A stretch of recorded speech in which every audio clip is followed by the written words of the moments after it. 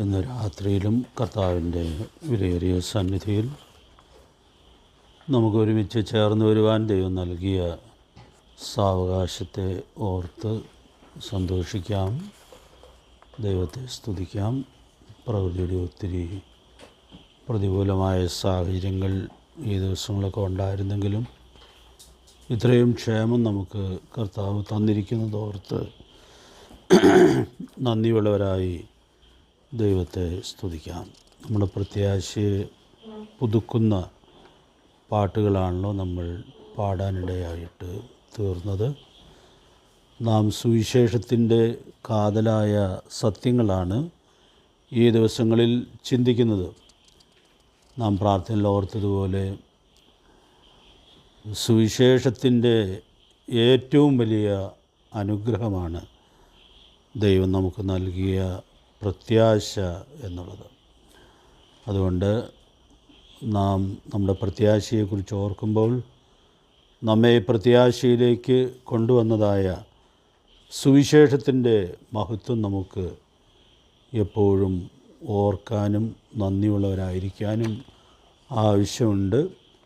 അതോട് ചേർന്ന് ഈ സുവിശേഷം അറിയിക്കാനുള്ള വലിയ ഉത്തരവാദിത്വവും ദൈവം നമുക്ക് നൽകിയിരിക്കുന്നു എന്നുള്ളത് തിരിച്ചറിഞ്ഞ് അത് നിർവഹിക്കുവാൻ കർത്താവ് നമ്മെ സഹായിക്കട്ടെ.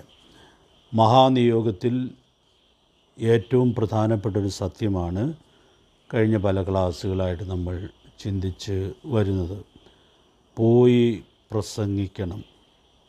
നമ്മുടെ കർത്താവ് 20 നൂറ്റാണ്ടുകൾക്കപ്പുറം ഏൽപ്പിച്ചു തന്നതായ ഈ കൽപ്പന കഴിഞ്ഞ നൂറ്റാണ്ടുകളിലൊക്കെ നിർവഹിക്കപ്പെടുവാനിടയായി തീർന്നിട്ടുണ്ട്.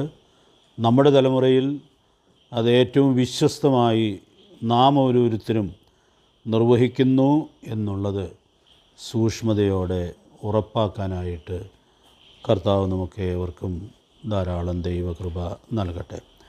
എന്തൊക്കെ കാര്യങ്ങൾ പ്രസംഗിക്കണം എന്നുള്ളതാണ് നമ്മൾ കഴിഞ്ഞ ക്ലാസ്സുകളിൽ ധ്യാനിക്കുവാൻ ഇടയായിട്ട് തീർന്നത്. ലൂക്കോസ് സുവിശേഷം 24-ാം അധ്യായത്തിൽ നമ്മുടെ കർത്താവിൻ നിയോഗം ശിഷ്യന്മാർക്ക് കൈമാറുമ്പോൾ എന്തൊക്കെ പ്രസംഗിക്കണം എന്നുള്ളത് വളരെ കൃത്യമായിട്ട് അവരോട് പറഞ്ഞിരുന്നു എന്നുള്ളത് നാം ചിന്തിക്കുവാൻ ഇടയായിട്ട് തീരുന്നുണ്ട്.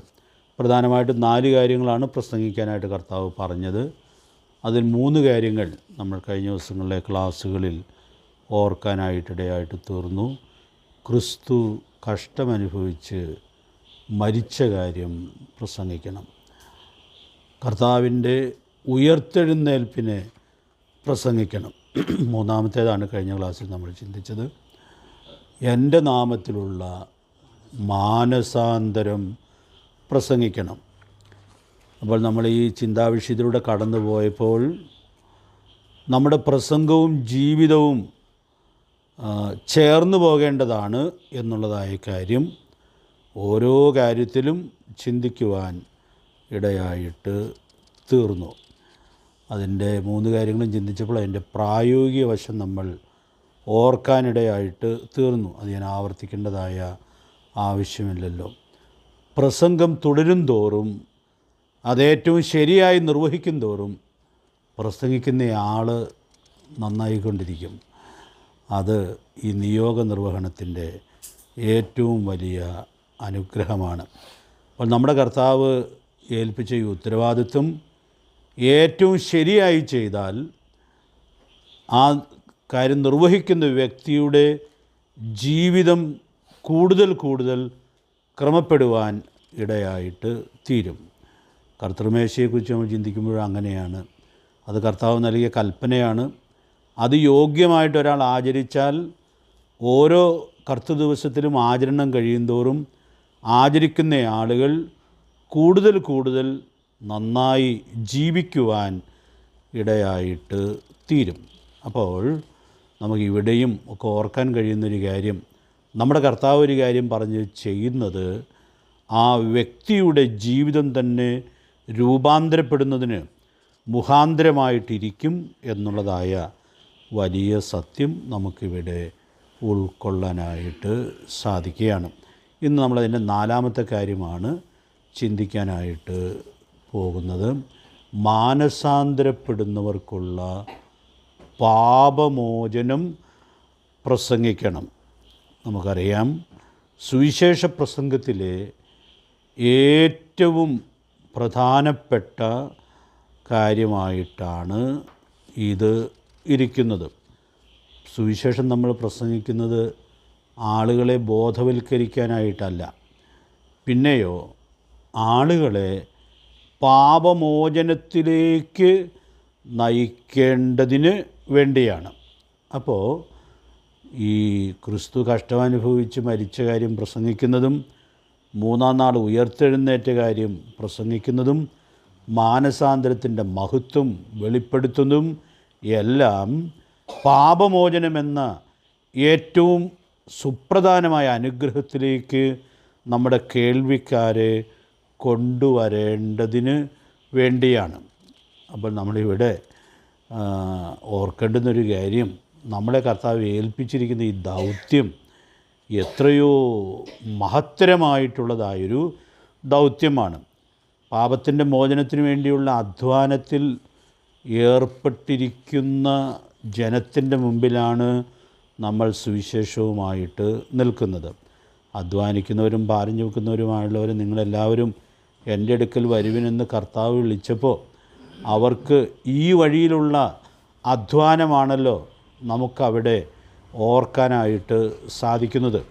അപ്പോൾ അങ്ങനെ വളരെ അധ്വാനിച്ചുകൊണ്ടിരിക്കുന്ന ആളുകളോട് നമ്മൾ സുവിശേഷം അറിയിക്കുമ്പോൾ അവരെ പാപമോചനത്തിൻ്റെ അനുഗ്രഹത്തിലേക്ക് നയിക്കുക എന്നുള്ളത് എത്രയോ പ്രധാനപ്പെട്ടതായ കാര്യമായിട്ട് ഇരിക്കുന്നു. അതുകൊണ്ട് പ്രിയപ്പെട്ടവരെ, ഈ ഉത്തരവാദിത്വം ഏറ്റവും വിശ്വസ്തമായി നിർവഹിക്കാനായിട്ട് സാധിക്കട്ടെ. പാപമോചനം പ്രാപിച്ചാൽ ഒരു വ്യക്തി എവിടെ എത്തിച്ചേരുമെന്നുള്ളതാണ് അതിൻ്റെ അനുഗ്രഹം. സ്വർഗത്തിലെത്തിച്ചേരും എന്നുള്ളതാണ്. കഴിഞ്ഞ ക്ലാസ്സിൽ നമ്മൾ മാനസാന്തരത്തെക്കുറിച്ച് ചിന്തിച്ചപ്പോൾ ഒടുവിൽ പറഞ്ഞു നിർത്തിയത് ഒരാളുടെ പ്രസിദ്ധമായ മാനസാന്തരത്തെക്കുറിച്ച് പറഞ്ഞാണ് നിർത്തിയത്, ക്രൂശിലെ കള്ളൻ. അപ്പോൾ അവൻ എത്രയോ മോശമായിട്ട് ജീവിച്ച ഒരാൾ, പക്ഷേ അവൻ മാനസാന്തരപ്പെട്ടു, കർത്താവിൽ വിശ്വസിച്ചു, അതവനെ പറുദീസയുടെ ഓഹരിക്കാരനാക്കി എന്നുള്ളത് നമുക്കവിടെ ഉൾക്കൊള്ളുവാനായിട്ട് സാധിക്കുന്നുണ്ട്. അപ്പോൾ അതുകൊണ്ട് ഇവിടെ നമ്മൾ ഓർത്തിരിക്കണമെന്നൊരു കാര്യം, ആളുകളെ നിത്യനരകത്തിൽ നിന്ന് വിടുവിച്ച് സ്വർഗരാജ്യത്തിൻ്റെ അനുഭവത്തിലേക്ക് കൊണ്ടുവരാനുള്ള ശുശ്രൂഷയാണ് നമ്മൾ നിർവഹിക്കുന്നത്. പത്രോസിനോട് കർത്താവ് പറഞ്ഞ വാക്ക് ഇവിടെ നമുക്ക് ചേർത്ത് ഓർക്കാം. സ്വർഗരാജ്യത്തിൻ്റെ താക്കോൽ നിനക്ക് തരികയാണ്. ആ താക്കോൽ തരുന്നു എന്നുള്ള പത്രോസിനോട് പറഞ്ഞപ്പോൾ അതിന് ചില അർത്ഥവ്യാപ്തികളുണ്ട്, നമ്മൾ നേരത്തെ അത് ഓർത്തിട്ടുണ്ട്. എന്നാൽ നമുക്കും ചില ആളുകളെ സ്വർഗരാജ്യത്തിലേക്ക് പ്രവേശിപ്പിക്കാനുള്ളതായ ആ വിലപ്പെട്ട ശുശ്രൂഷ നൽകപ്പെട്ടിരിക്കുന്നു എന്നുള്ളത് നമുക്കിവിടെ ഉൾക്കൊള്ളുവാനായിട്ട് കഴിയുന്നുണ്ട്. അപ്പോൾ അതുകൊണ്ട് എത്ര ഉത്തരവാദിത്വത്തോടു കൂടി ഇത് നിർവഹിക്കാനായിട്ട് ആവശ്യമുണ്ട് എന്നുള്ളത് നമുക്കിവിടെ ചേർത്ത് ഓർക്കാനായിട്ട് സാധിക്കേണ്ടിയിരിക്കുന്നു. ഞാനിത് ഒത്തിരി വിശദമായി പറയുന്നില്ലെങ്കിലും ഇതിൻ്റെ ഒരു പ്രായോഗിക വശം തുടക്കത്തിലൊന്ന് പറഞ്ഞിട്ട് അങ്ങോട്ട് കടക്കാം എന്ന് കരുതുകയാണ്. പാപമോചനം നമ്മൾ സുവിശേഷം അറിയിക്കുമ്പോൾ പ്രസംഗിക്കുകയാണ്. നമുക്കറിയാം, ഇത് പ്രസംഗിക്കുന്ന ആളുകളും ഈ സന്ദേശത്തിൻ്റെ പ്രതിഫലനത്തിൽ ജീവിക്കുവാനായിട്ട് കടപ്പെട്ടവരാണ്. നമ്മൾ പറയുന്നത്, നിങ്ങൾ നിങ്ങളുടെ പാപങ്ങൾ ഏറ്റുപറഞ്ഞ് കർത്താവിനെ രക്ഷകനും കർത്താവുമായി സ്വീകരിച്ചാൽ നിങ്ങളുടെ എല്ലാ പാപങ്ങളും ദൈവം ക്ഷമിക്കും. അതാണ് നമ്മൾ അറിയിക്കുന്നത്. അതാണ് പാപമോചനത്തിൻ്റെ സന്ദേശം. അപ്പോൾ പാപമോചനത്തിൻ്റെ സന്ദേശം നമ്മൾ അറിയിക്കുമ്പോൾ നമുക്ക് ഈ സന്ദേശത്തിൻ്റെ ജീവിത പ്രതിഫലനത്തിൽ ആയിരിക്കാനുള്ളതായ വലിയ ഉത്തരവാദിത്വമുണ്ട്. അതൊത്തിരി വിശദമായിട്ട് വേണമെങ്കിൽ ചിന്തിക്കാവുന്നതാണ്. പക്ഷെ നമ്മളെ പഠനത്തിൽ അത്രയും വിശദമായി പോകണ്ട എന്ന് കരുതുകയാണ്. ലൂക്കോസ് സുവിശേഷം 17-ാം അധ്യായത്തിൻ്റെ ആദ്യത്തെ 4 വാക്യങ്ങളിൽ നമ്മുടെ കർത്താവ് ക്ഷമയെക്കുറിച്ചുള്ള പാഠം പറയുന്നുണ്ടല്ലോ. സഹോദരൻ പിഴച്ചാൽ അവനെ ശാസിക്കാം, മാനസാന്തരപ്പെട്ടാൽ അവനോട് ക്ഷമിക്കാം.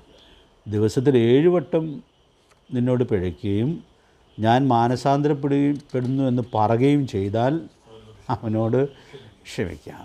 അപ്പോൾ പാപമോചനത്തിൻ്റെ വലിയ സന്ദേശം നമ്മൾ അറിയിച്ച് നിത്യനരകത്തിലേക്ക് പോകുന്ന ആളുകളെ സ്വർഗാവകാശികളാക്കി തീർക്കുമ്പോൾ ആ സന്ദേശം അറിയിക്കുന്ന ആളുകൾക്ക് ഈ സന്ദേശം നൽകുന്ന ഉത്തരവാദിത്വം എത്രയോ ശ്രേഷ്ഠമേറിയ ഉത്തരവാദിത്വമാണ്. ഇത് പ്രായോഗികമാക്കി ജീവിക്കുക എന്നുള്ളത് ഏറെ പ്രധാനപ്പെട്ടതായൊരു കാര്യമാണ്. ലൂക്കോസ് 17-ന്റെ ആദ്യത്തെ 4 വാക്യങ്ങളിൽ കർത്താവ് അത് വളരെ വിശദമായിട്ട് പറഞ്ഞു. 17-ന്റെ 5-ാം വാക്യം ഒരു പ്രാർത്ഥനയാണ് ശിഷ്യന്മാരുടെ. നിങ്ങൾ ഓർക്കുന്നുണ്ടോ ആ പ്രാർത്ഥന എന്താണെന്ന്? കർത്താവ് ഞങ്ങൾക്ക് വിശ്വാസം വർദ്ധിപ്പിച്ചു തരണം. കാരണം ഇതതുപോലെ അനുസരിക്കാനുള്ള വിശ്വാസം നിലവിൽ ഞങ്ങൾക്ക് ഇല്ല. അതുകൊണ്ട് പ്രിയപ്പെട്ടവരെ, നമ്മൾ ഈ പാപമോചന സന്ദേശം അറിയിക്കുമ്പോൾ, പാപക്ഷമയുടെ സന്ദേശം ലോകത്തോട് അറിയിക്കുമ്പോൾ നമുക്ക് പ്രായോഗിക ജീവിതത്തിൽ ദൈവം നൽകിയിട്ടുള്ള ഈ വലിയ ഉത്തരവാദിത്വം കൃത്യമായി നിർവഹിക്കുവാനായിട്ട് സാധിക്കണം. ക്ഷമ ചോദിക്കുന്നവരോട് ക്ഷമിക്കണം. പിന്നെ നമ്മൾ ധാരാളം ചിന്തിക്കാറുള്ളൊരു കാര്യമുണ്ടല്ലോ, ക്ഷമ ചോദിക്കാത്തവരോടും ഏകപക്ഷീയമായി ക്ഷമിക്കണം. നമ്മുടെ കർത്താവ് പഠിപ്പിച്ച പ്രാർത്ഥനയിൽ നാം ഇത് കാണുന്നുണ്ട്. വാക്യങ്ങൾ നമ്മൾ എടുത്തു വായിക്കേണ്ട ആവശ്യമില്ലല്ലോ. നമ്മുടെ കർത്താവ് പഠിപ്പിച്ച പ്രാർത്ഥനയിൽ വളരെ മനോഹരമായൊരു പ്രാർത്ഥനയുണ്ട്. ഞങ്ങളുടെ കടക്കാരോട് ഞങ്ങൾ ക്ഷമിച്ചിരിക്കുന്നത് പോലെ. അപ്പോൾ ശരിക്കും ആരാ പ്രാർത്ഥിക്കേണ്ടതെന്ന വാചകത്തിലുണ്ട്. കടക്കാരോട് ക്ഷമിച്ചിരിക്കുന്ന ആളുകളാണ് പ്രാർത്ഥിക്കേണ്ടത്.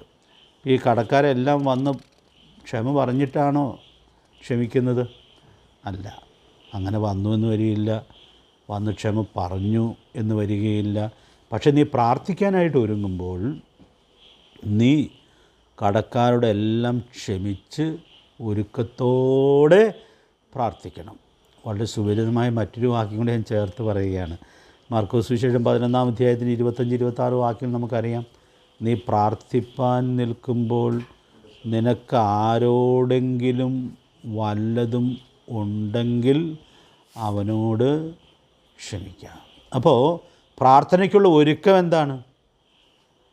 പ്രാർത്ഥനയ്ക്കുള്ള ഒരുക്കം തന്നെ ക്ഷമയുടെ ഒരുക്കമാണ്.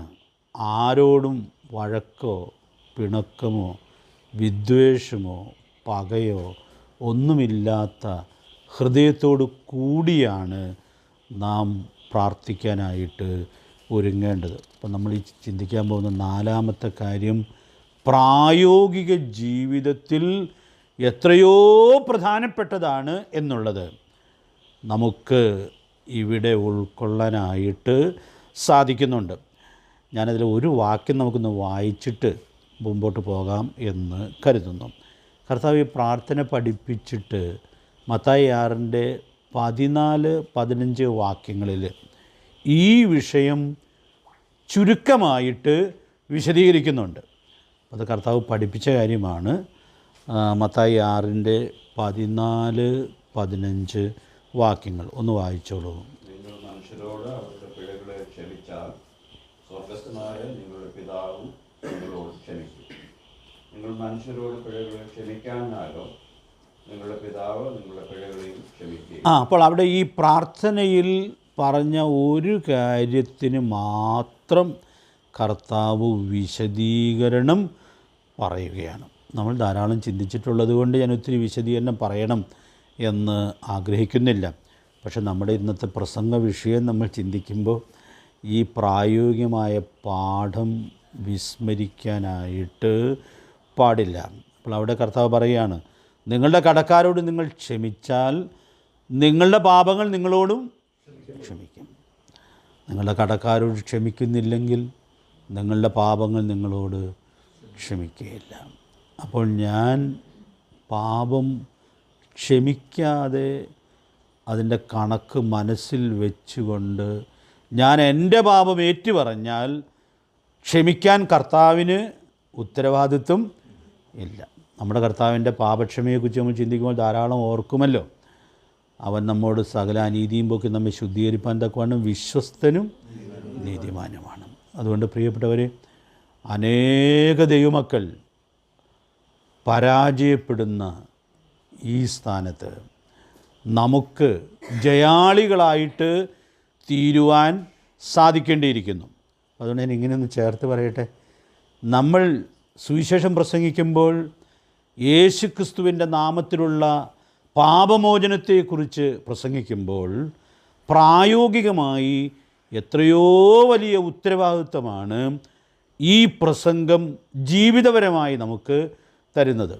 അപ്പോൾ ഇത് പ്രായോഗികമാക്കി ഒരാൾ ജീവിക്കുക എന്ന് പറഞ്ഞാൽ അത് ഏറ്റവും വലിയ അനുഗ്രഹമായിരിക്കും. നമുക്ക് നല്ല പരിചയമുള്ളൊരു വാക്യമൊന്ന് വായിച്ചിട്ട് നമുക്ക് ഈ ഭാഗത്തേക്ക് വരാം എന്ന് കരുതുന്നു. ഫിലിപ്പ് ലേഖനം 1-ാം അധ്യായത്തിൻ്റെ 27-ാമത്തെ വാക്യത്തിൽ നമ്മൾ ഇതുവരെ ചിന്തിച്ച എല്ലാറ്റിൻ്റെയും പ്രായോഗിക പാഠം ഉൾക്കൊള്ളുന്നതായ മനോഹരമായൊരു പ്രബോധനം ദൈവത്തിൻ്റെ ആത്മാവ് ആ സഭയ്ക്ക് നൽകുന്നതായിട്ട് നമ്മൾ കാണുന്നുണ്ട്. ഫിലിപ്പ് ലേഖനം 1-ാം അധ്യായത്തിൻ്റെ 27-ാമത്തെ വാക്യം. അവരോട് ജാതികളുടെ ഇടയിൽ ഈ മർമ്മത്തിൻ്റെ മഹിമാതനം എന്തെന്ന് അറിയിക്കാൻ ദൈവത്തിന് ഇഷ്ടമായി. ആ മർമ്മം മഹത്വത്തിൻ്റെ പ്രത്യാശയായി ക്രിസ്തു നിങ്ങളിൽ ഇരിക്കുന്നു എന്നുള്ളത് തന്നെ. വാക്യം മാറിപ്പോയോ? ഞാൻ നിങ്ങളെ കണ്ടിട്ടോ, ദൂരത്തിരുന്ന് നിങ്ങളുടെ അവസ്ഥ കേട്ടിട്ടോ, നിങ്ങൾ ഏകാത്മാവിൽ നിലനിന്ന് എതിരാളികളാൽ ഒന്നിനും കുലുങ്ങിപ്പോകാതെ ഏക മനസ്സോടെ സുവിശേഷത്തിൻ്റെ വിശ്വാസത്തിനായി പോരാട്ടം കഴിക്കുന്നുവെന്ന് ഗ്രഹിക്കേണ്ടതിന് ക്രിസ്തുവിൻ്റെ സുവിശേഷത്തിന് യോഗ്യമവണ്ണം മാത്രം നടക്കണം. അപ്പോൾ ക്രിസ്തുവിൻ്റെ സുവിശേഷത്തിന് യോഗ്യമവണ്ണം മാത്രം നടക്കണം. അതിൻ്റെ ബാക്കി കാര്യങ്ങൾ ഞാൻ വിശദീകരിക്കുന്നില്ല. ഈ ഏക ആത്മാവിലും ഏക മനസ്സിലുമൊക്കെ ഒരു സഭയിലുള്ള ആളുകൾ പോകണമെങ്കിൽ അവിടെയുള്ള ആരും ഒരു തെറ്റും കുറ്റവും ചെയ്യാതെ പോകാൻ പറ്റുമോ? പറ്റുകയില്ല. ക്ഷമയുടെ വഴിയിലേ ഇത് സാധ്യമാകുകയുള്ളൂ. കാരണം തെറ്റും കുറ്റമൊക്കെ വന്നാലും അതെല്ലാം ക്ഷമിക്കാനുള്ളതായ ആ മനസ്സിലാണ് ഏകാത്മാവ്, ഏക മനസ്സ് എന്നൊക്കെ ഉള്ളത് പ്രായോഗികമായിട്ട് തീരുകയുള്ളൂ. അതുകൊണ്ട് ആ വാക്യം എത്ര മനോഹരമായ പ്രബോധനമാണ് നൽകുന്നത്. സുവിശേഷത്തിന് യോഗ്യമാവണ്ണം മാത്രം നടപ്പിൻ. അതുകൊണ്ട് കഴിഞ്ഞ ദിവസങ്ങളിൽ നമ്മൾ ഈ 4 പ്രസംഗ വിഷയങ്ങളിലൂടെ പോകാനിടയായിട്ട് തീർന്നപ്പോൾ അത് നമുക്ക് നൽകുന്നതായ ജീവിതപരമായ ഉത്തരവാദിത്വം എല്ലാ വിശ്വസ്തതയിലും നിർവഹിക്കുവാനായിട്ട് സാധിക്കട്ടെ. നമ്മൾ ഈ ഓരോ കാര്യങ്ങളും ചിന്തിച്ചപ്പോൾ ഇത് മുഹദാബിൽ കേട്ട ശിഷ്യന്മാർ ഇത് പ്രസംഗിച്ചതായ പ്രസംഗങ്ങൾ ചേർത്ത് ഓർക്കാനിടയായിട്ട് തീർന്നല്ലോ. മാനസാന്തരപ്പെടുന്നവർക്ക് ലഭിക്കുന്ന പാപമോചനത്തെക്കുറിച്ച് കർത്താവ് ഈ നിയോഗം അവരെ ഫലമേൽപ്പിക്കുമ്പോൾ പത്രോസ് അപ്പോസ്തലൻ്റെ പ്രസംഗത്തിൽ ഇത് പറയുന്നൊരു വാക്യമാണ് ഞാൻ ഉദാഹരണമായിട്ട് എടുത്തു പറയണം എന്ന് ആഗ്രഹിക്കുന്നത്. അത് വളരെ പ്രസിദ്ധമായൊരു വാക്യമാണ്. അപ്പോസ്തല പ്രവൃത്തികളുടെ പുസ്തകം 10-ാം അധ്യായത്തിൻ്റെ 43-ാമത്തെ വാക്യം നമുക്ക് ആ ബന്ധത്തിൽ വായിക്കാം. അവനെ വിശ്വസിക്കുന്ന ഏവനും അവൻ്റെ നാമം മൂലം പാപമോചനം ലഭിക്കുമെന്ന് സകല പ്രവാചകന്മാരും സാക്ഷ്യം പറയും. അപ്പോൾ അവിടെ കൊർന്നല്യോസിൻ്റെ വീട്ടിലെ പ്രസംഗം പത്രോസ് അപ്പോസ്തലൻ അവസാനിപ്പിക്കുമ്പോൾ അതിൻ്റെ സാരാംശം ഈ വാക്യത്തിൽ രേഖപ്പെടുത്തുകയാണ്. എത്ര കൃത്യമായിട്ടാണ് ഈ നിയോഗത്തോടുള്ള അനുസരണം ഈ ശുശ്രൂഷയിൽ സൂക്ഷിക്കപ്പെടുന്നതായിട്ട് നമ്മൾ കാണുന്നത്. അവൻ്റെ നാമം മൂലം പാപമോചനം ലഭിക്കും എന്നുള്ള സന്ദേശമാണ് അവിടെ പങ്കിടുവാൻ ഇടയായിട്ട് തീരുന്നത്. അതിൻ്റെ 42-ാമത്തെ വാക്യം ഒന്ന് ചേർത്ത് വായിച്ചാൽ അവിടെ പത്രോസ് പറയുന്നുണ്ട്, ജീവികൾക്കും മരിച്ചവർക്കും ന്യായാധിപതിയായി ദൈവത്താൽ നിയമിക്കപ്പെട്ടവൻ അവൻ തന്നെ എന്ന് ജനത്തോട് പ്രസംഗിച്ച് സാക്ഷീകരിപ്പാൻ അവൻ ഞങ്ങളോട് കൽപ്പിച്ചു. അപ്പോൾ ഈ കൊർന്നല്യോസിൻ്റെ വീട്ടിൽ ദൈവത്തിൻ്റെ വചനം പ്രസംഗിക്കുമ്പോൾ കർത്താവ് കൊടുത്ത കൽപ്പനയോടുള്ള ഏറ്റവും കൃത്യമായ അനുസരണം സൂക്ഷിക്കേണ്ടതിനു വേണ്ടി ഈ ദൈവദാസൻ എത്ര സൂക്ഷ്മതയോടുകൂടിയാണ് ആ ശുശ്രൂഷ നിർവഹിക്കുവാൻ ഇടയായിട്ട് തീരുന്നത്. ഇതിൻ്റെ ഒടുവിലത്തെ ആ വാക്കുകൾ ഞാൻ ഏറെ സന്തോഷത്തോടെ ഉൾക്കൊള്ളുവാനിടയായിട്ട് തീർന്ന വാക്കുകളാണ്. അവൻ തന്നെ ജനത്തോട് പ്രസംഗിച്ച് സാക്ഷീകരിപ്പാൻ അവൻ ഞങ്ങളോട് കൽപ്പിച്ചു. അപ്പോൾ നമ്മളും സുവിശേഷവുമായി ജനത്തിൻ്റെ മുമ്പിൽ നിൽക്കുമ്പോൾ പ്രിയപ്പെട്ടവരെ, നമുക്ക് കർത്താവ് നൽകിയിട്ടുള്ളതായ ഈ കൽപ്പനയോടുള്ള അനുസരണം നമ്മൾ കൃത്യമായി നിർവഹിക്കുന്നു എന്നുള്ളത് സൂക്ഷ്മതയോടെ ഉറപ്പുവരുത്താനുള്ള ആവശ്യകത ഉണ്ട്. ഈ വാക്യത്തിൽ നിന്ന് പാപമോചനത്തോടുള്ള ബന്ധത്തിൽ ലളിതമായ 3 സത്യങ്ങൾ ഞാനൊന്ന് എടുത്ത് പറയണം എന്നാഗ്രഹിക്കുക. നമ്മളിത് സാധാരണ പ്രസംഗിക്കുന്ന ആളുകളാണ് എന്നുള്ളത് കൊണ്ട് ഇത് നമുക്ക് വളരെ പരിചയമുള്ള കാര്യങ്ങളായിരിക്കും. പിന്നെ കർത്താവ് പ്രസംഗിക്കാൻ തന്ന ഈ വിഷയം നമ്മൾ ചിന്തിക്കുമ്പോൾ അതിനെ കുറിക്കുന്നതായ ചില സത്യങ്ങൾ നമ്മൾ ചേർത്ത് ഉൾക്കൊള്ളുക എന്നുള്ളത് ഏറെ പ്രധാനമാണ് എന്നുള്ളത് കൊണ്ട് ഞാൻ ഈ വാക്യത്തിൽ നിന്ന് 3 കുറിപ്പുകൾ ഓർപ്പിക്കണം എന്ന് ആഗ്രഹിക്കുകയാണ്. 1, പാപമോചനം എല്ലാവർക്കുമുള്ള സന്ദേശമാണ്. 41-ാമത്തെ വാക്യത്തിൽ പറയുന്നത്, അവനിൽ വിശ്വസിക്കുന്ന ഏവനും. അപ്പോൾ പാപമോചനത്തിൻ്റെ അനുഗ്രഹത്തിൽ നിന്ന് ആരെയും സ്വർഗത്തിലെ ദൈവം ഒഴിവാക്കി നിർത്തിയിട്ടില്ല എന്നുള്ളത് അവിടെ നമ്മൾ കാണുകയാണ്. നമ്മൾ സാധാരണ ഓർക്കുന്നൊരു വാക്യമുണ്ടല്ലോ, അവൻ സകല മനുഷ്യരും രക്ഷ പ്രാപിപ്പാനും സത്യത്തിൻ്റെ പരിജ്ഞാനത്തിലെത്തുവാനും ഇച്ഛിക്കുന്നു. 1 തിമോഥെയോസ് 2-ാം അധ്യായത്തിൻ്റെ 4-ാമത്തെ വാക്യം. സുവിശേഷത്തിൻ്റെ സാർവത്രികത നമുക്ക് ഇവിടെ ഉൾക്കൊള്ളുവാനായിട്ട് സാധിക്കും. പക്ഷേ നമ്മളിവിടെ ഈ വാക്യം ദൈവദാസൻ പറയുന്ന പശ്ചാത്തലം നമ്മൾ ചിന്തിക്കുമ്പോൾ ഇത് യഹൂദന്മാർക്ക് മാത്രം ഉള്ളതാണെന്നാണ് പത്രോസ് അപ്പോസ്തലനും അതുവരെ ചിന്തിച്ചിരുന്നത്. ആ ബോധ്യത്തിലുമായിരുന്നു മുമ്പോട്ട് പോയിക്കൊണ്ടിരുന്നത്. എനിക്ക് വളരെ അത്ഭുതം തോന്നിയൊരു കാര്യമാണിത്. കാരണം എങ്ങനെ ഈ ധാരണയിലേക്ക് അപ്പോസ്തലന്മാർ ആ നാളുകളിൽ എത്തിച്ചേർന്നു എന്നുള്ളത് നമ്മെ അത്ഭുതപ്പെടുത്തുന്നതായൊരു കാര്യമാണ്.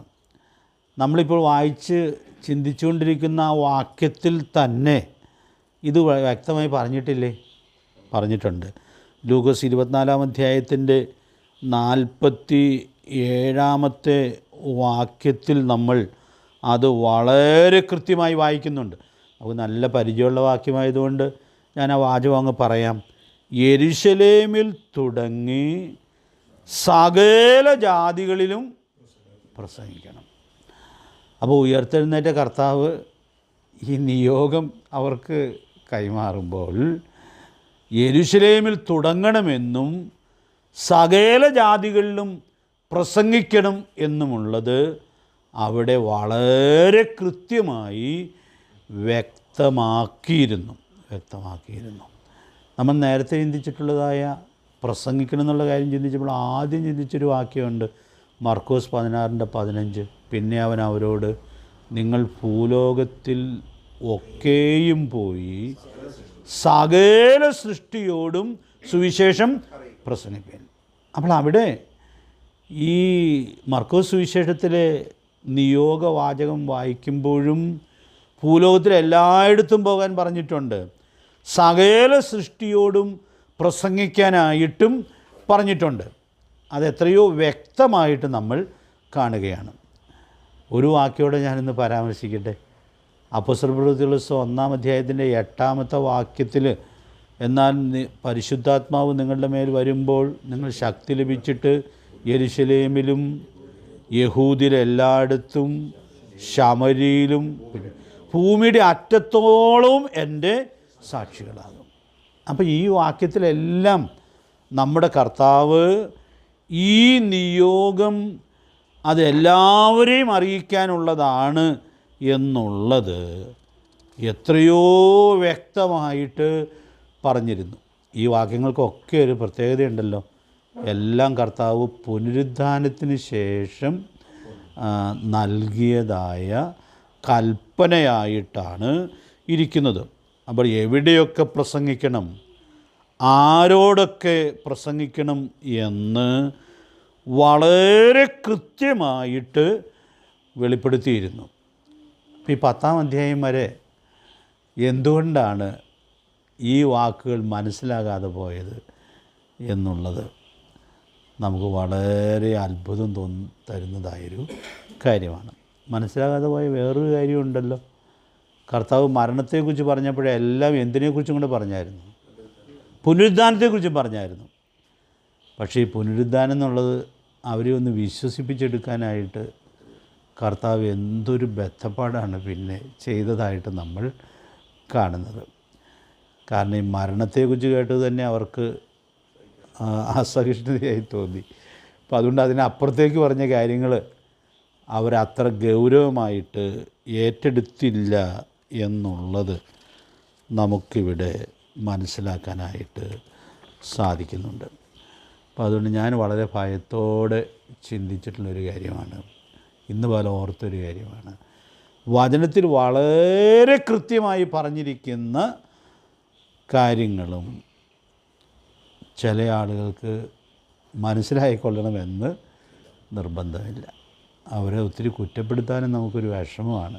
കാരണം ശിഷ്യന്മാർക്ക് പോലും ഈ കാര്യം വളരെ വ്യക്തമായി ഉൾക്കൊണ്ട് തുടക്കം മുതൽ അത് നിർവഹിക്കാനായിട്ട് സാധിച്ചില്ല എന്നുള്ളത് നമുക്കിവിടെ കാണാനായിട്ട് കഴിയുക. ഇവിടെ നമുക്ക് വിനയപ്പെടാം. നമ്മൾ സാധാരണ ഓർക്കുന്നൊരു കാര്യമുണ്ടല്ലോ, നീ ഇവ ജ്ഞാനികൾക്കും വിവേകികൾക്കും മറച്ച് ശിശുക്കൾക്ക് വെളിപ്പെടുത്തിയിരിക്കുന്നു. ഞാൻ ഈ മഹാനിയോഗത്തോടുള്ള ബന്ധത്തിന് ഓർപ്പിക്കട്ടെ. മഹാനിയോഗം നമ്മുടെ കർത്താവ് പലവട്ടം ആവർത്തിച്ചു. അതിൻ്റെ എല്ലാ വ്യക്തതയും കൊടുത്തു. പക്ഷേ ഇന്നത്തെ ക്രിസ്തീയ കോളത്തിലേക്ക് ഒന്ന് നോക്കിയാൽ ഈ മഹാനിയോഗത്തിൽ നിന്ന് തുടക്ക ക്ലാസ്സിൽ നമ്മൾ ഓർത്തതുപോലെ എന്തെല്ലാം കാര്യങ്ങളിലാണ് വ്യതിചലിച്ച് പോകുവാൻ ഇടയായിട്ട് തീർന്നിട്ടുള്ളത്. കാരണം കർത്താവ് വളരെ കൃത്യമായി കൽപ്പിച്ച കാര്യമെങ്കിലും അത് കൃത്യമായി ആചരിക്കുന്നതിനുള്ളതായ പരാജയം ഉണ്ടായിട്ടുണ്ട് എന്നുള്ളത് നമ്മൾ കാണുകയാണ്. അത് മുഹദാവിൽ ഏറ്റെടുത്ത ആളുകൾക്കും അങ്ങനെ ഒരു പരാജയം വന്നു എന്നുള്ളത് ആരെയും കുറ്റപ്പെടുത്തിയല്ല ഞാനിത് പറയുന്നത്. അതതിൻ്റെ ഒരു വലിയ സത്യത്തിലേക്ക് വിരൽ ചൂണ്ടുവാൻ ഇടയായിട്ട് തീരുകയാണ്. പിന്നെ കർത്താവ് നൽകിയ ഈ പ്രമാണത്തിലേക്ക് ഏറ്റവും ശരിയായി തൻ്റെ ജനത്തെ, തൻ്റെ ശിഷ്യന്മാരെ തന്നെ കൊണ്ടുവരേണ്ടതിന് പത്രോസിന് വേറിട്ടൊരു ദർശനം കർത്താവ് കൊടുക്കേണ്ടതായിട്ട് വന്നു. അത് കൊടുത്ത് കർത്താവ് പത്രോസിനെ ആ കാര്യത്തിൽ ബോധ്യപ്പെടുത്തിയാണ് ഈ അതിർത്തി ലംഘിക്കപ്പെടുവാൻ ഇടയായിട്ട് തീർന്നത് എന്നുള്ളതായ വലിയ സത്യം നമുക്കിവിടെ ഉൾക്കൊള്ളാനായിട്ട് സാധിക്കുകയാണ്. അതുകൊണ്ട് തന്നെ ഇന്ന് രാത്രി ഇങ്ങനെ ഓർപ്പിക്കട്ടെ, കർത്താവ് നമുക്ക് തന്നിട്ടുള്ള ഈ മഹാനിയോഗം ഏറ്റവും സൂക്ഷ്മതയോടെ പരിശോധിച്ച് ഏറ്റവും കൃത്യമായിട്ട് അതനുസരിച്ച് നമ്മുടെ തലമുറയിൽ സാക്ഷ്യം വഹിക്കാനായിട്ട് സാധിക്കട്ടെ. ചിലർക്കൊക്കെ എന്തുകൊണ്ട് ഇത് മനസ്സിലാകാതെ പോകുന്നു എന്നുള്ളത് നമുക്ക് പ്രാർത്ഥനയ്ക്കൊരു മുഖാന്തരമായിട്ട് മാത്രം ഇരിക്കട്ടെ. നമ്മുടെ കർത്താവ് തന്ന പ്രമാണവും നിയോഗവും ഏറ്റവും കൃത്യമായി മനസ്സിലാക്കി അത് നമ്മുടെ തലമുറയിൽ എല്ലാ വിശ്വസ്തയോടും കൂടെ നിർവഹിക്കാനായിട്ട് കഴിയേണ്ടിയിരിക്കുന്നു. നമുക്കറിയാം, പത്രോസിന് ഈ ദർശനമെങ്കിൽ കിട്ടിയിട്ട് വന്ന ആദ്യത്തെ പ്രസംഗം കൊർന്നല്യോസിൻ്റെ വീട്ടിൽ നടത്തുമ്പോൾ ആ ദർശനം കിട്ടിയതിൻ്റെ ആ വലിയ ആവേശം ആ പ്രസംഗത്തിൽ തന്നെ നമുക്ക് കാണാനായിട്ട് സാധിക്കും. പ്രസംഗം അവസാനിപ്പിക്കുമ്പോഴും ആവേശം അടങ്ങിയിട്ടില്ല. അതാണ് 43-ാമത്തെ വാക്യത്തിൽ അവനിൽ വിശ്വസിക്കുന്ന ഏവനും പാപമോചനമുണ്ട് എന്നുള്ളതായ കാര്യം പറയുന്നു. പ്രസംഗം തുടങ്ങുന്നത് എങ്ങനെയാണ്? ആ തുടക്കവാക്യങ്ങൾ നമുക്കൊന്ന് വായിക്കാം. അതെ, 10-ാം അധ്യായത്തിൻ്റെ 34-35 വാക്യങ്ങൾ നമ്മൾ വായിക്കുമ്പോൾ പത്രോസ് വായ് തുറന്ന് പറഞ്ഞു തുടങ്ങിയത് ദൈവത്തിന് മുഖപക്ഷമില്ല എന്നും ഏത് ജാതിയിലും അവനെ ഭയപ്പെട്ട് നീതി പ്രവർത്തിക്കുന്നവനെ അവൻ അംഗീകരിക്കുന്നു എന്നും ഞാനിപ്പോൾ യഥാർത്ഥമായി ഗ്രഹിക്കുന്നു. ആ യഥാർത്ഥമായി എന്നുള്ള വാക്കിൽ മുൻപുള്ളതായ ആ കാര്യങ്ങളും അത് മറിഞ്ഞിരുന്നതും ഒക്കെ അവിടെ വെളിപ്പെടുത്തപ്പെടുവാൻ ഇടയായിട്ട് തീരുന്നുണ്ട്.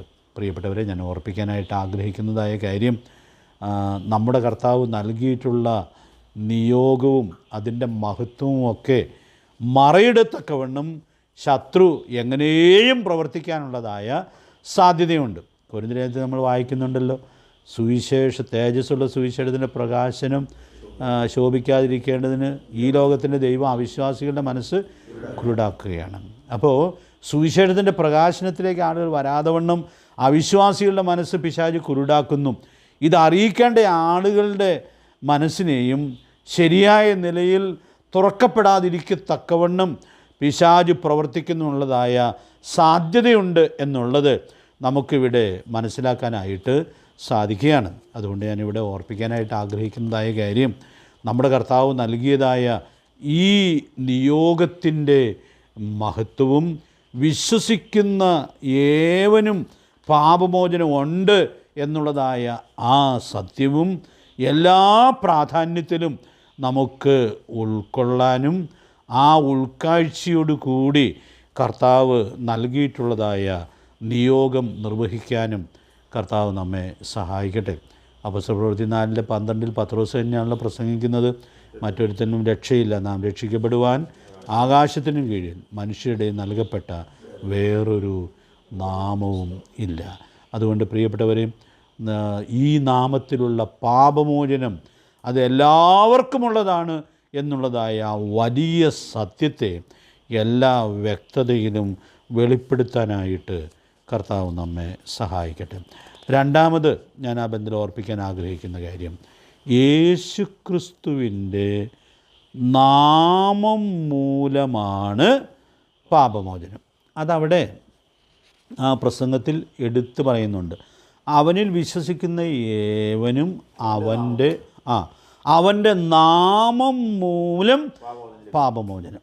അപ്പോൾ പാപമോചനം യേശുക്രിസ്തുവിൻ്റെ നാമത്തിലാണ്. മാനസാന്തരത്തെക്കുറിച്ച് കഴിഞ്ഞ ക്ലാസ്സിൽ നമ്മൾ ചിന്തിച്ചപ്പോഴും ഓർത്തായിരുന്നു, അവൻ്റെ നാമത്തിലാണ് മാനസാന്തരം.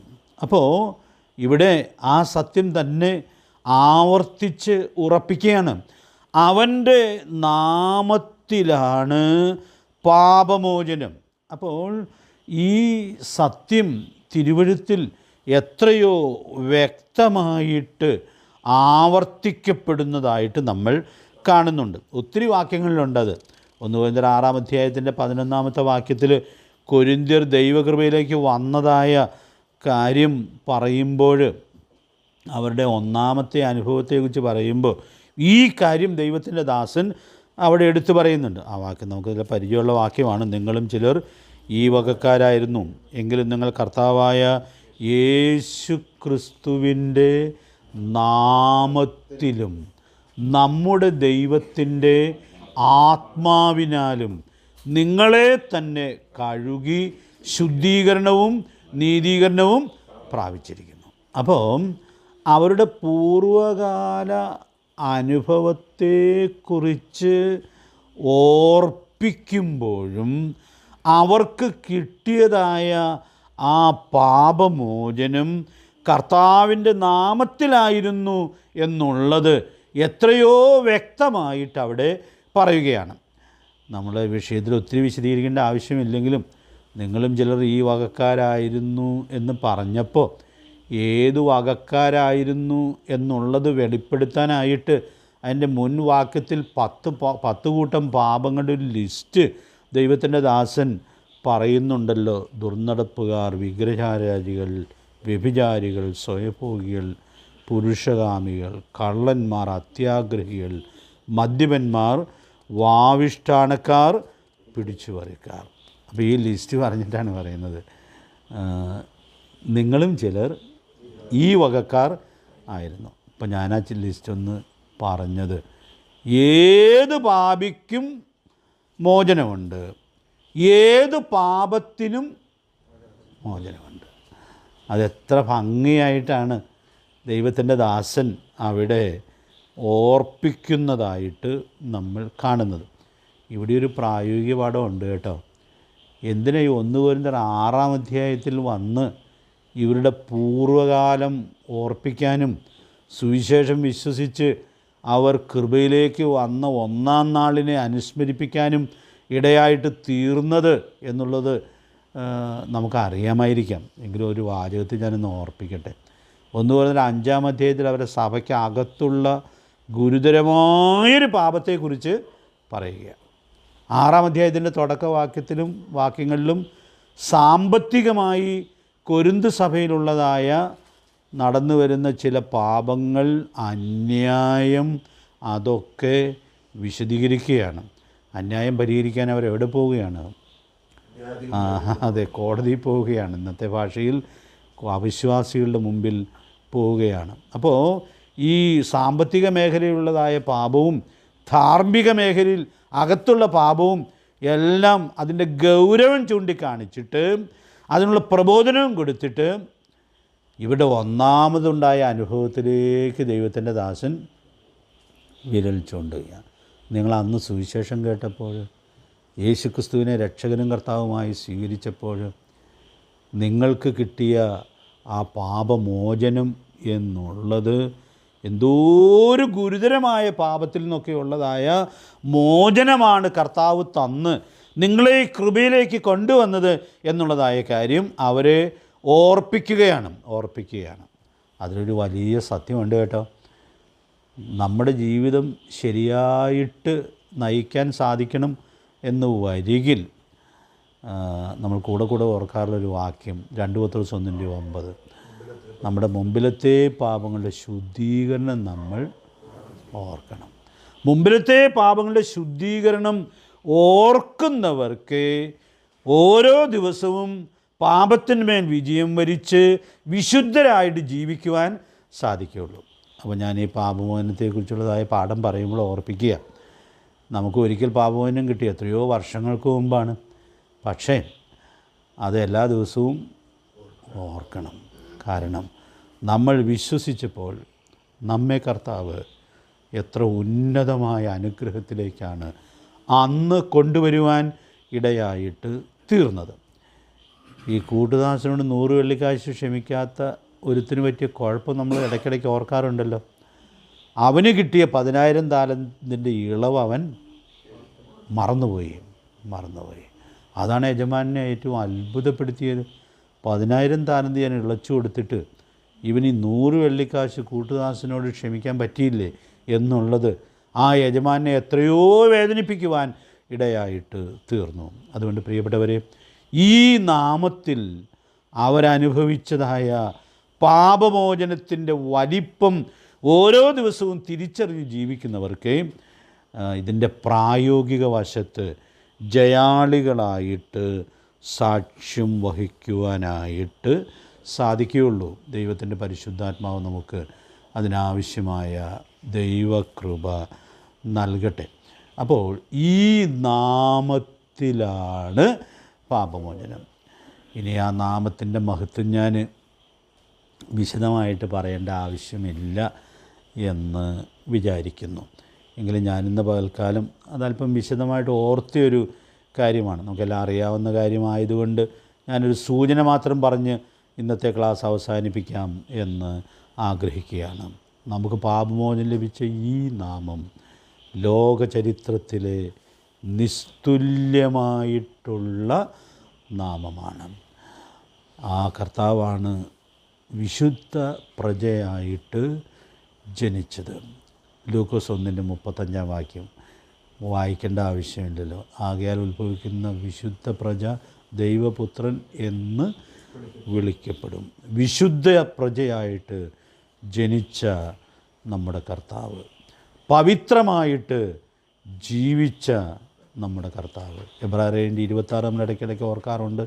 പവിത്രൻ, നിർദോഷൻ, നിർമ്മലൻ, പാപികളോട് വേർപെട്ടവൻ, എല്ലാവർക്കും വേണ്ടി മറുവിലയായി തന്നെത്താൻ കൊടുത്ത നാമം.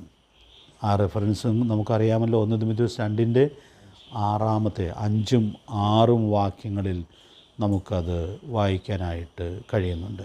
നമ്മുടെ നീതീകരണത്തിനായിട്ട് ഉയർത്തെഴുന്നേറ്റ നാമം. റോമാലേഖനം 4:24 സകല നാമത്തിനും മേലായ നാമം. നമ്മൾ കൂടെ പരസ്യമൊക്കെ പാടാറുള്ള പാട്ടിൽ അത് നമ്മൾ മനോഹരമായിട്ട് പാടാറുള്ളതായൊരു സത്യമാണല്ലോ. ഫിലിപ്പ് ലേഖനം 2:9 നമുക്കത് വായിക്കാനായിട്ട് സാധിക്കുന്നുണ്ട്. പ്രിയപ്പെട്ടവരെയും, ഇന്ന് രാത്രിയിലും നാം ഈ പാപമോചനത്തിൻ്റെ അനുഗ്രഹം അനുഭവിച്ചവരായിരിക്കുമ്പോൾ ആ നാമത്തിൻ്റെ വലിപ്പവും മഹത്വവും നമുക്ക് എല്ലാ നന്ദിയോടും കൂടി ഓർക്കാം. നമുക്ക് പാപമോചനം കിട്ടിയത് നമ്മുടെ പശ്ചാത്താപത്തിൻ്റെ ആഴം കൊണ്ടല്ലല്ലോ, പിന്നെയോ ഈ നാമത്തിൻ്റെ മഹത്വത്തിലാണ് നമുക്ക് പാപത്തിൻ്റെ മോചനം അനുഭവിക്കുവാൻ സാധിച്ചത്. അതുകൊണ്ടാണ് നമ്മൾ ഈ നാമത്തെ പ്രസംഗിച്ചുകൊണ്ട് പാപമോചനത്തിൻ്റെ സന്ദേശം ലോകത്തോട് അറിയിക്കുവാൻ ഇടയായിട്ട് തീരുന്നത്. അതുകൊണ്ട് പാപമോചനം എന്ന ഈ സന്ദേശം, അതിൻ്റെ മഹത്വം ഉൾക്കൊണ്ട് വരുന്ന ദിവസങ്ങളിൽ ഈ ശുശ്രൂഷ നിർവഹിക്കുവാൻ കർത്താവ് നമ്മെ സഹായിക്കട്ടെ. ഒരു കാര്യം കൂടെ ഞാൻ പറയാൻ ആഗ്രഹിക്കുന്നുണ്ട്. ഈ പാപമോചനത്തിൻ്റെ വഴി എന്താണെന്ന് കൂടി പത്രോസ് ആ പ്രസംഗത്തിൽ പറഞ്ഞാണ് അവസാനിപ്പിക്കുന്നത്. അവനിൽ വിശ്വസിക്കുന്ന ഏവനും. അപ്പോൾ എന്താ വഴി? വിശ്വാസത്താലാണ് പാപമോചനം. ഇത് കൊർന്നല്യോസിൻ്റെ വീട്ടിൽ കൂടിയ ആളുകൾക്ക് ഒരത്ഭുതമായിരിക്കും. കാരണം കൊർന്നല്യോസ് വർഷങ്ങളായിട്ട് എന്താ ചെയ്തുകൊണ്ടിരുന്നത്? വളരെ നല്ല പ്രവൃത്തികൾ ചെയ്ത് ജീവിച്ചയാൾ. ഇത്രയും നല്ല പ്രവൃത്തി ചെയ്ത് ജീവിച്ച ആളുകൾ വേദപുസ്തകത്തിൽ വളരെ കുറവാണ്.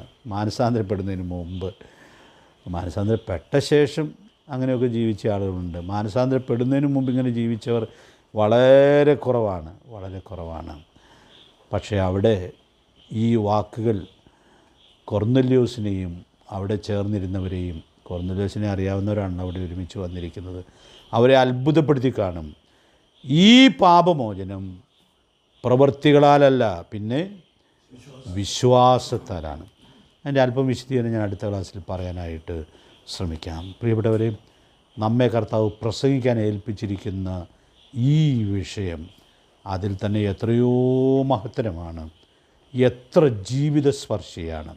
അതുകൊണ്ട് പ്രിയപ്പെട്ടവരെ, കർത്താവ് നൽകിയ ഈ കൽപ്പന എല്ലാ വിശ്വസ്തതയിലും പ്രഘോഷിക്കത്തക്കവണ്ണം ദൈവത്തിൻ്റെ പരിശുദ്ധാത്മാവ് നമ്മെ സഹായിക്കട്ടെ. പ്രഘോഷിക്കുന്നതിൻ്റെ പ്രതിഫലനത്തിൽ ഓരോ ദിവസവും നാം ജീവിക്കുന്നു എന്നുള്ളത് ഉറപ്പാക്കി സാക്ഷ്യം വഹിക്കാനായിട്ട് കർത്താവ് നമ്മെ ബലപ്പെടുത്തട്ടെ. അവൻ്റെ വിലയേറിയ നാമം ഇന്നും എന്നേക്കും വാഴ്ത്തപ്പെടുമാറാകട്ടെ.